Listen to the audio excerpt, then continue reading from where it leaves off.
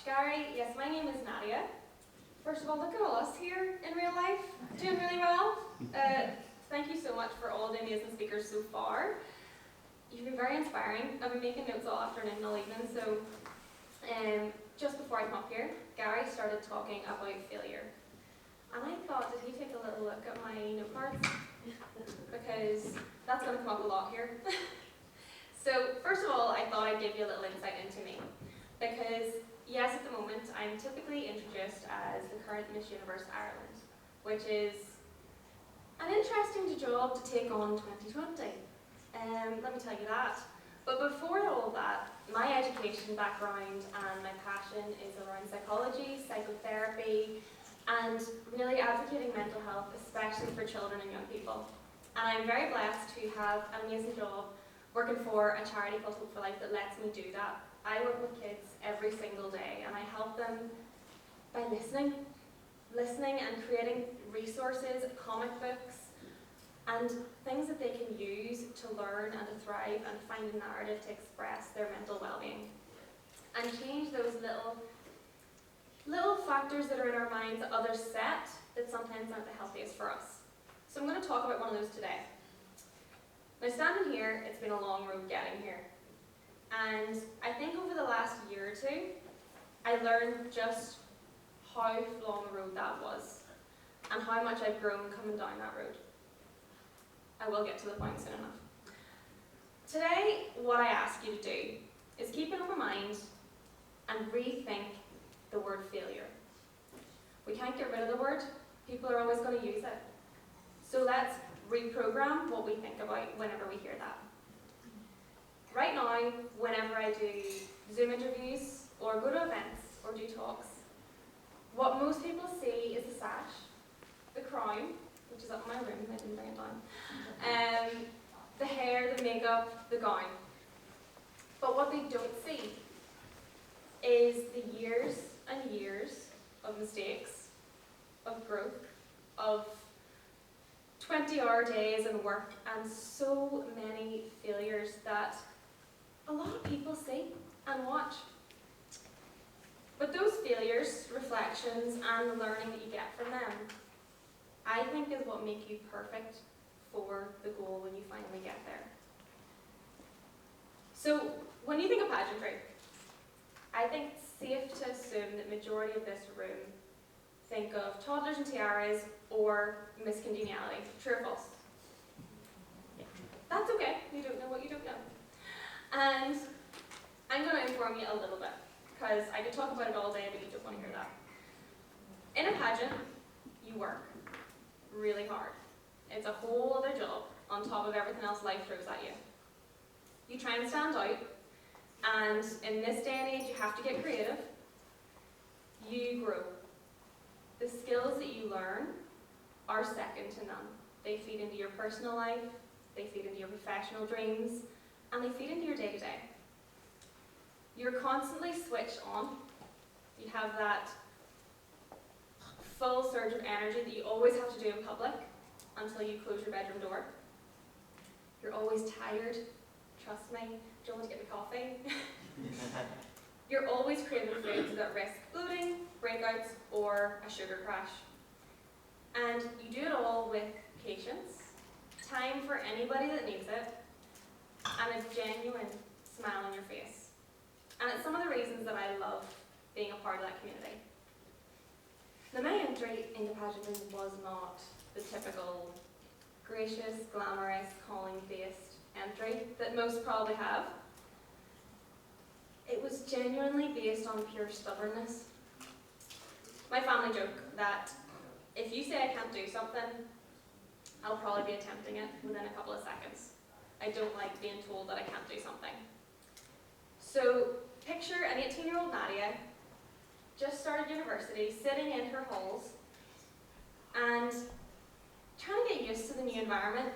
No parents, having to pay bills, trying to make your own food, and someone behind me sitting on Facebook and says, because they knew I modelled for a while, they were like, Nadia, can you imagine the state of you if you got up on that stage in a big sparkly dress? You look ridiculous. person would do. And I went into my room and I applied to the first pageant I found. Needless to say, I failed. Miserably. I don't even watch that footage back. Photos cannot be found, so don't try to find them. I wore stuff that I would wear uptown on stage. I couldn't even speak to the people that I lived with in halls, never mind speak on a stage and try and formulate an opinion. And it was just atrocious. But to this day, I still talk to the girls that I met. I still use the lessons I learned. And that trend has followed so far. Now, I was asked to talk about Miss Universe Ireland, which, of course, I will. It's something I'm very proud of. But instead of standing here and telling you fantastic things in Miss Universe and how tough it was sometimes, I'm going to take you on the journey to get there. Because I think that's something that's worth celebrating for everybody. And I know yours might not be a pageant-based journey, but you will have come across a journey. So I competed a couple more times in other systems, gave it my all, completely failed. Then in this very city, and actually in this very room, I was crowned in a smaller pageant, Miss Intercontinental Ireland 2017. And this was a big deal, especially for my family, because they thought, good, she won. She's going to stop now. My boyfriend was like, I don't need to carry mirrors anymore. Until Miss Universe Ireland was revived. Now, for those of you who don't know, that is the peak of pageantry. It is the big beast, the big one. So I give it a go. Surprisingly, to me, more than anybody, I got into the final. I went, I competed, I practiced, I trained, I smiled. I left everything I could on that stage. And I didn't win.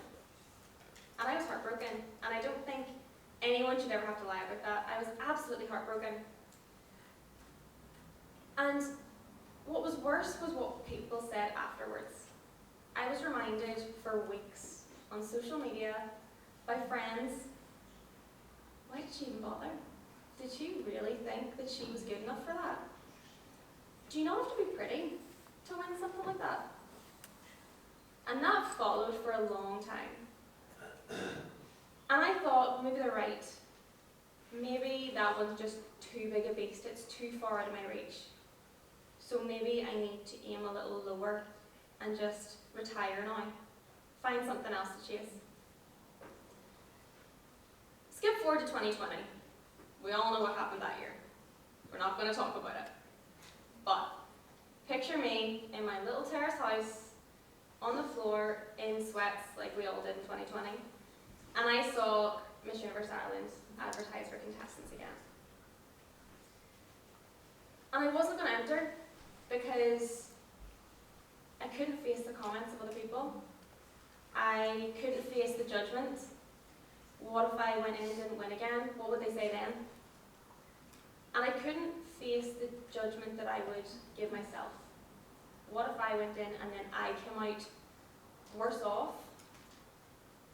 And I would think, well, I obviously did something wrong. I'm obviously not good enough.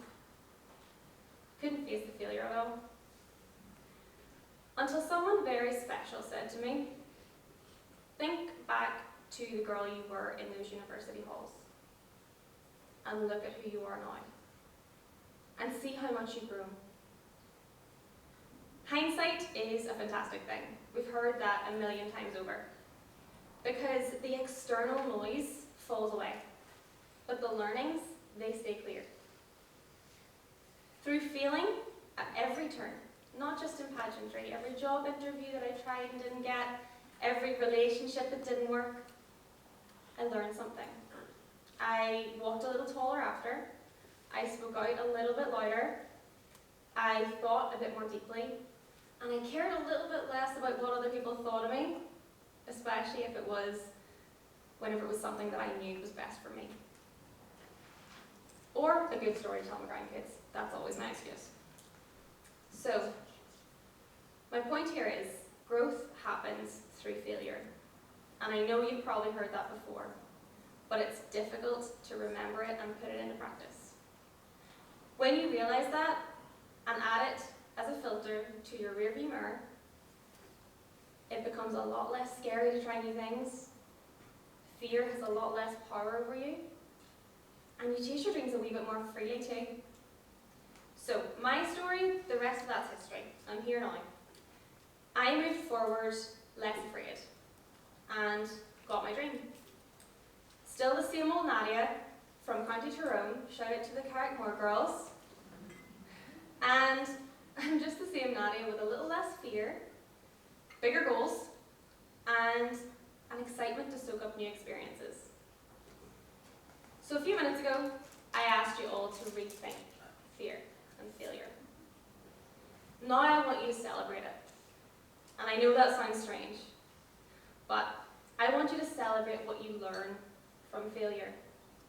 Those lessons that you pull from every mistake and use them to move forward, because it's very easy to forget a mistake and not take a learning from it.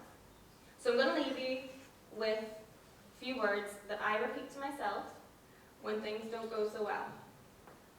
Rest, reflect, reset, and get ready to go again. Thank you very much.